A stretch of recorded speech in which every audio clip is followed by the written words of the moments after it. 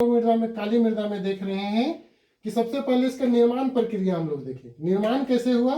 तो बैसाल्ट और आग्नेय चट्टानों के अपक्षय एवं विखंडन से। ठीक है, अपक्षय क्या है? तो अपने स्थान पर चट्टानों का भौतिक, रासायनिक और जैविक कारकों के प्रभाव से ढीले होकर विदीर्ण हो जाना, फैल जाना, अपने स्थान पर ही अपक्षय है, और उसी से टूट जाना। ठीक है, और उसी से क्या हो जाएगा? तो वहां बैसाल्ट चट्टान से काली मृदा का निर्माण हो जाएगा। अब बात आता है कि भारत में काली मृदा का वितरण कहाँ पाया जाएगा? तो जहां बैसाल्ट चट्टान पाई जा रही है, क्योंकि काली मृदा क्या है? अंतःमंडलीय मृदा है, अब उसी स्थान में पाया जाएगा जहां पे बैसाल्ट चट्टान है। तो दक्कन पठारी क्षेत्र का पूरा प्रदेश में आपको काली मृदा मिलेगी। और उसमें से कौन कौन से राज्यों में? तो राज्यों के कुछ हिस्से हैं, पूरा गुजरात में नहीं, बल्कि दक्षिणी गुजरात, उत्तरी गुजरात में याद करिए जलोढ़ मृदा का पाठ था। ठीक है ना, वहां पे कौन था? साबरमती मैदान में, गुजरात के मैदान में आपको जलोढ़ मृदा थी, जबकि दक्षिणी गुजरात में काली मृदा है। क्यों? क्योंकि वहां बैसाल्ट चट्टान का वितरण है। महाराष्ट्र, पूरा का पूरा महाराष्ट्र जो कि दक्कन पठार में आता है। पश्चिमी मध्य प्रदेश का पश्चिमी भाग, ना कि पूर्वी। उत्तरी कर्नाटक का उत्तरी भाग, देखिए कर्नाटक का उत्तरी भाग, तेलंगाना क्षेत्र, ये तेलंगाना क्षेत्र, और तमिलनाडु का कुछ पार्ट। ठीक है, तमिलनाडु का भी कुछ पार्ट आ जाएगा आपका इसमें काली मृदा में। ठीक है ना, ये वाला पार्ट थोड़ा सा ये आ जाएगा इधर, क्योंकि ये तटीय मैदान है, जलोढ़ वाला भाग है। तो ये पूरा का पूरा भाग, ये पश्चिमी तटीय छोड़ देंगे, पूर्वी तटीय छोड़ देंगे, तो ये काली मृदा आ जाएगा। ठीक है, अब बात आता है कि काली मृदा में रासायनिक संगठन क्या क्या पाए जाते हैं, संरचना क्या क्या है काली मृदा में, कौन कौन सी संरचनाएं पाई जाती हैं?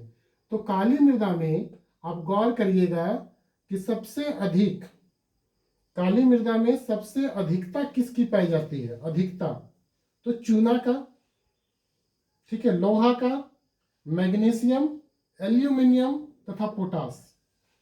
क्यों? क्योंकि बैसाल्ट चट्टान से निर्मित है, लोहा है, ठीक है ना, बैसाल्ट चट्टानों से, जहां पे ज्वालामुखी क्रियाएं हुई हैं, ज्वालामुखी क्रियाओं से, जहां पे पूरा दक्कन का पठारी क्षेत्र आपको मिलेगा। तो अधिकता ये हो गई। कमी क्या पाया जाता है इस मृदा में, संगठन में?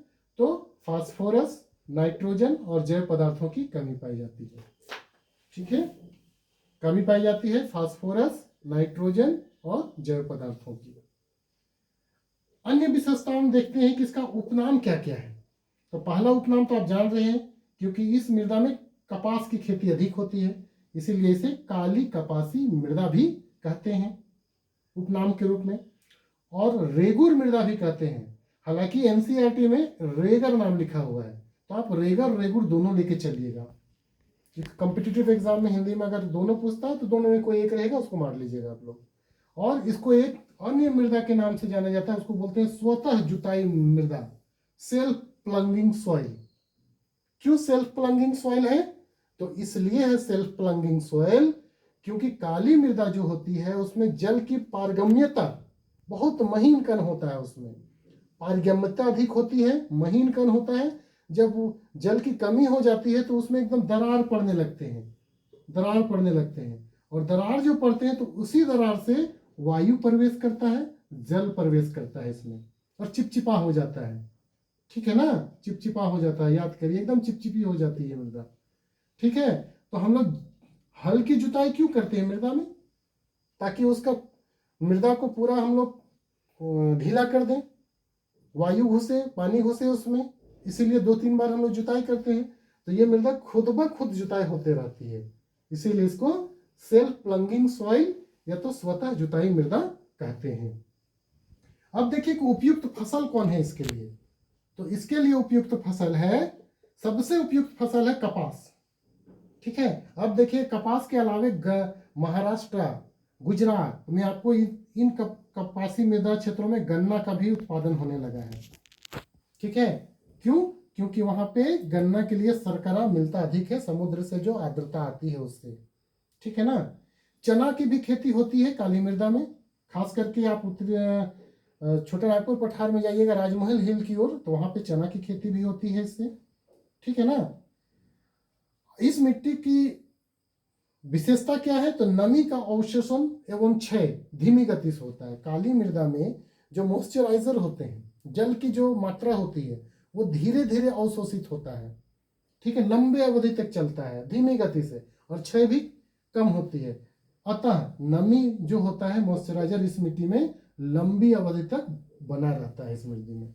यही कारण है कि वर्षा अधीन फसलों की खेती शुष्क ऋतु में भी की जाती है काली मृदा में, ठीक है। तो इतनी चीजें आप काली मृदा के संदर्भ में याद रखिएगा। ये पूरा का पूरा आपका पीटी के संदर्भ में जो भी एग्जाम है, चाहे वो यूपीएससी हो, जेपीएससी हो, या अदर पीसीएस एग्जाम्स हो, या फिर आपके एसएससी के हो, या फिर झारखंड सीजीएल के हो, या सेंट्रल सीजीएल के हो, रेलवे वगैरह में हो, तो यहाँ से छोटे छोटे क्वेश्चन पूछते हैं, ठीक है। तथ्य बना के, कथन बना के आपको यूपीएससी और जेपीएससी में यहाँ से क्वेश्चन इसी से पूछेगा, इससे बाहर नहीं पूछेगा।